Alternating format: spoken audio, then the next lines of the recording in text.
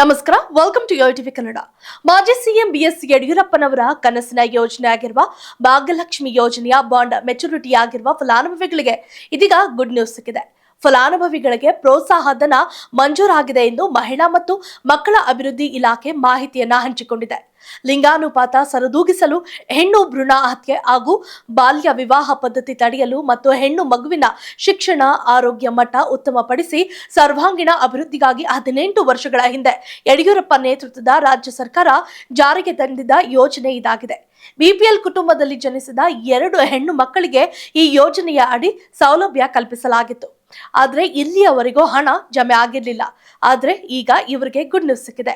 ಹೌದು, ಭಾಗ್ಯಲಕ್ಷ್ಮಿ ಬಾಂಡ್ ಜಾರಿಯಾಗಿ 18 ವರ್ಷ ಕಳೆದ್ರೂ ಫಲಾನುಭವಿ ಖಾತೆಗೆ ಮಾತ್ರ 1 ಲಕ್ಷ ರೂಪಾಯಿ ಜಮೆ ಆಗಿರಲಿಲ್ಲ.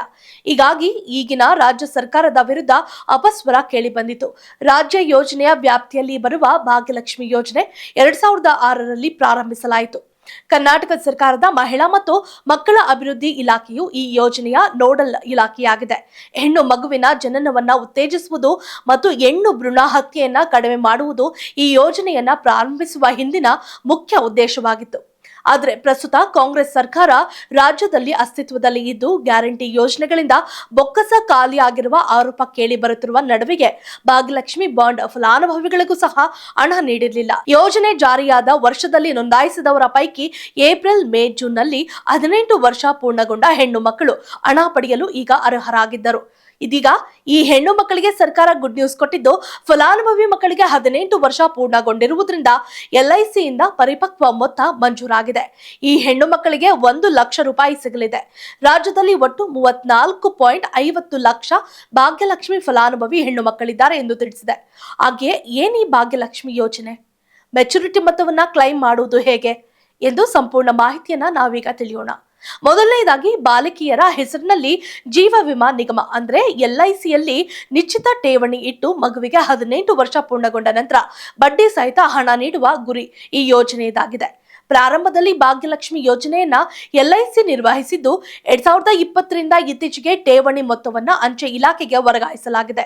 ಆಯಾ ತಿಂಗಳು 18 ವರ್ಷ ಪೂರ್ಣಗೊಳ್ಳುವ ಅರ್ಹ ಫಲಾನುಭವಿಗಳಿಗೆ ಹಣ ವಿತರಿಸುವ ಕಾರ್ಯ ಮುಂಬರುವ ಪ್ರತಿ ತಿಂಗಳು ನಡೆಯಲಿದ್ದು, ಇದಕ್ಕಾಗಿ ಫಲಾನುಭವಿಗಳಿಂದ ಅಗತ್ಯ ದಾಖಲೆಗಳನ್ನ ಪಡೆಯಲಾಗುತ್ತಿದೆ.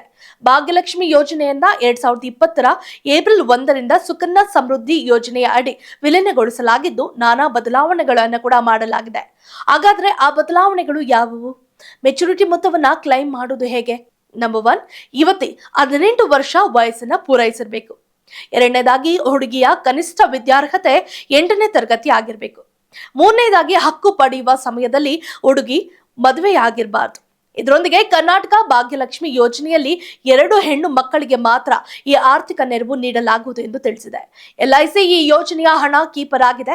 ಎಲ್ಲಾ ಮೆಚುರಿಟಿ ಕ್ಲೈಮ್ ಅನ್ನ LIC ಇತ್ಯರ್ಥಗೊಳಿಸುತ್ತದೆ. ಹೆಣ್ಣು ಫಲಾನುಭವಿ ತನ್ನ ಭಾಗ್ಯಲಕ್ಷ್ಮಿ ಯೋಜನೆಯ ಮೆಚುರಿಟಿ ಮೊತ್ತವನ್ನು ಪಡೆಯಲು LICನಲ್ಲಿ ಅರ್ಜಿಯನ್ನು ಸಲ್ಲಿಸಬಹುದು ಅಥವಾ ನಿಮ್ಮ ಅಂಗನವಾಡಿ ಕೇಂದ್ರಕ್ಕೆ ಭೇಟಿ ನೀಡಿ ಹೆಚ್ಚಿನ ಮಾಹಿತಿಯನ್ನು ಪಡೆದುಕೊಳ್ಳಬಹುದು.